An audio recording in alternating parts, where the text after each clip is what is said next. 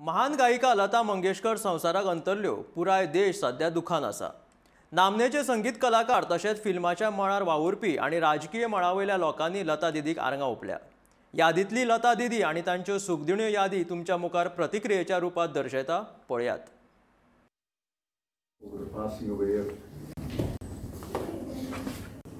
Famous singer, artist, Srimati Lata Mangeshkar, who is a distinguished citizen of Goa. She was a Bharat Ratna awardee and deserved much more. And the people of India gave her in abundance their love and affection. We are very, very sad that she passed away. Later in the day, the Goa Pradesh Congress Committee's executive and leaders will formally meet to pass a formal condolence resolution. But I wish to begin this press conference by expressing our deep sadness and grief on the passing away of Srimati Lata Mangeshkar. India sang through her, and we Goans are particularly proud that this land produced a gem like Lata Mangeshkar. So today, when we are in the midst of this election propaganda and release of this manifesto and all, this news has come as a shocker to us, and we express our deep sense of sorrow at the passing away of Lata Mangeshkar. Lata दीदींचं नसणं कायम चलत राहील, मात्र त्यांची गाणी सदैव त्यांची आठवण देत राहतील। मी लता दीदींना भावपूर्ण श्रद्धांजली या ठिकाणी अर्पण करतो।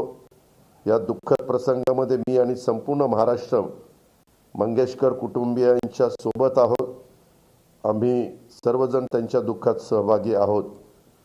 मला मगाशी एक माहिती मिळाली की स्वतः राज्याचे मुख्यमंत्री उद्धव ठाकरे साहेबांनी भारतरत्न लता मंगेशकर यांच्या शासकीय इतमामात अंत्यसंस्कार करण्याच्या सूचना देखील दिलेल्या आहेत आणि संपूर्ण देशाच्या पातळीवर 2 ते 3 दिवस दुखवटा पण जाहीर करण्यात आलेला आहे, अशा प्रकारची बातमी मला समजलेली आहे। परंतु खरोखरीच जोपर्यंत चंद्र आणि सूर्य हे आहेत तोपर्यंत लता दीदींची गाणी हे जग, हा भारत देश आणि हा महाराष्ट्र पुढे अनेक पिढ्या ऐकतच राहणार आहे, ह्याच्याबद्दल कुणाच्याही मनामध्ये तिळमात्र शंका नाही। लता मंगेशकर जी का निधन देश को रुलाया है। वो भारत रत्न थी, हमारे सबके दिलों में बसती थी। दुनिया में भारत का नाम रोशन करने में वो एक प्रमुख कलाकार थी।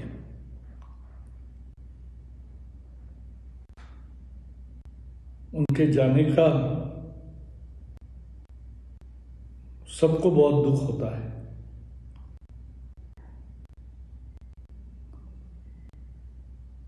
वो देशभक्त भी थी, उनको हमारी विनम्र श्रद्धांजलि हमेशा याद रहेगी। लता और हमारे साथ रहेगी उनके संगीत से। गान सम्राज्ञी लता मंगेशकर यांचं आज दुःखद निधन झालेलं आहे। त्यांच्या निधनाची आज सकाळीच माहिती मिळाल्यानंतर मनामध्ये अतिशय दुःखाची भावना ही सर्वांच्याच मनामध्ये आहे।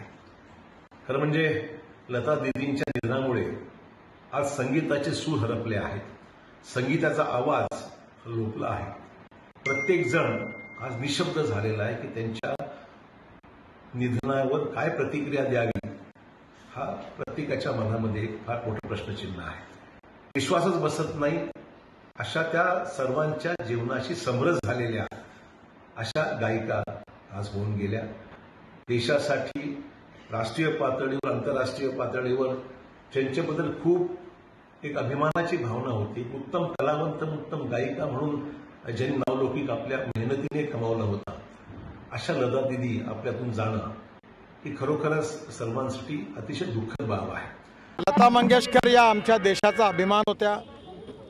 संपूर्ण विश्वामध्ये त्यांनी संगीताच्या आणि त्यांच्या गायनाच्या माध्यमातून आपल्या देशाची प्रतिष्ठा, आन बान आणि सन्मान हा सर्वोच्च कोटीवर पोहोचवलेला होता. असं म्हटलं जायचं की लता मंगेशकर हे जगातलं 7वं आश्चर्य आहे. याचं कारण असं की त्यांचा आवाज हा असा होता की त्याला आम्ही कधी विसरू शकत नाही. आणि त्यामुळे वयाच्या 75 आणि 80 वर्षी देखील त्यांनी जो आवाज दिला होता तो 22 वर्षाच्या तरुणीसारखा वाटत होता. त्यामुळे त्यांचं एक असामान्य असं एक आश्चर्य होतं त्यांचा आवाज म्हणजे. आणि म्हणून हे 7वं जगातलं आश्चर्य असं म्हटलं जायचं. त्यांच्या जाण्यामुळे आमच्या सगळ्यांवर खूप मोठा आघात झालेला आहे. सगळ्या याच्यात महाराष्ट्राच्या मराठी संस्कृतीशी, मराठी इतिहासाशी, छत्रपती शिवाजी महाराज, स्वातंत्र्यवीर सावरकर या सगळ्यांच्या साहित्याशी, इतिहासाशी त्यांचा जिवंत संबंध होता. आणि आमच्या सगळ्यांशी त्यांचा जिव्हाळ्याचा संबंध होता. त्यामुळे एक आधार आमचा सगळा गेलेला आहे. त्यांच्या परिवाराही खूप मोठा आघात झालेला आहे. परमेश्वर हे दुःख सहन करण्याची ताकद त्यांच्या परिवाराला देव, ही ईश्वरचरणी प्रार्थना. लता दीदींनी ज्यावेळी वरळी बांद्रा सीलिंग प्रोजेक्टचं भूमिपूजन झालं होतं, स्वर्गीय बाळासाहेब ठाकरे, प्रमोद महाजन त्यावेळी उपस्थित होते. त्यावेळी सावरकरांचं जे गीत होतं, सागरा प्राण तळमळला, ते गीत त्या ठिकाणी हृदयनाथ मंगेशकर आणि मंगेशकर परिवारांनी गायलं होतं. त्यावेळी लता मंगेशकरांनी त्याबद्दल खूप आनंद व्यक्त केला होता, कारण स्वातंत्र्यवीर सावरकरांच्या प्रती त्यांच्या मनात असीम श्रद्धा होती. त्यामुळे मी त्यांच्याकडे वेळोवेळी अनेक वेळा गेलो. नागपूरला खूप सुरुवातीला 1962 साली त्यांच्या कार्यक्रमात गोंधळ झाल्यापासून त्या नागपूरला येत नव्हत्या. पण मी त्यांच्या मागे लागलो. नागपूरला त्यांना आम्ही नेलं, त्यांचा मोठा सत्कार केला आणि त्या नागपूरला पहिल्यांदा आल्या. त्यामुळे एकंदरीत त्यांच्याशी पारिवारिक संबंधही होता. त्यामुळे त्यांची जाणे म्हणजे पारिवारिक हानी अशाच प्रकारची भावना आहे. परमेश्वर त्यांना, त्यांच्या आत्म्याला शांती देऊ. त्यांना देशाबद्दल, देशाच्या संस्कृतीबद्दल, इतिहासाबद्दल, वीर सैनिकांबद्दल खूप अभिमान होता. ए मेरे वतन के लोग हो, हे त्यांचं गीत त्यांनी मोदीजींच्या उपस्थितीत गायलं होतं. आणि म्हणून हे गीत तर आम्ही आयुष्यात विसरू शकत नाही. अंगावर रोमांच उभं करणारा आहे. लता मंगेशकर हा एक भविष्याचा आमच्या सगळ्यांकरता एक प्रेरणादायी इतिहास आहे. त्या जरी भूतकाळात गेल्या असल्या तरी त्यांचा आवाज, त्यांनी गायलेली गाणी आणि त्यांचं व्यक्तित्व आम्ही कधी विसरू शकतो. लता मंगेशकर जी के निधन से एक संगीत का युग समाप्त हुआ. लता जी ने अपनी आवाज़ से भारत की पहचान बनाई थी पूरे विश्व में. मैं उनके पूरे परिवार, उनके प्रशंसक को संवेदना व्यक्त करता हूँ और ईश्वर से प्रार्थना करता हूँ कि उस सबको इस सहन की शक्ति दे. मेरी मुलाकात कई दफ़े हुई थी उनसे और उन्होंने एक दफ़े बहुत साल, करीब 25 साल पहले मुझे आशीर्वाद भी दिया था.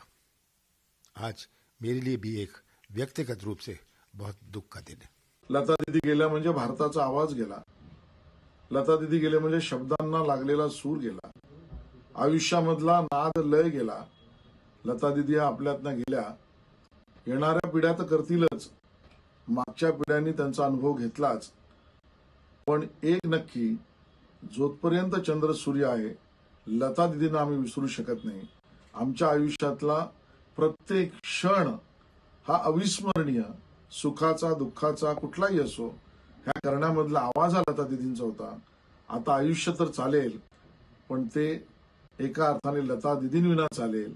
याचा अर्थ बेसुर आयुष्य जगण्याची ही आमच्यावर नियतीने क्रूर चेष्टा केली, असंच मी म्हणेन. कौन से शब्द आके बताऊं, कहां से लाऊं, किस भाषा से लाऊं कि जिससे मैं आपसे कह सकूं कि ये इज्जत जो मुझे मिली है इस हॉल में और इस स्टेज पे, मैंने जिंदगी में पहली बार भी अवार्ड लिया था जंजीर का, इसी में लिया था. लेकिन वो सारे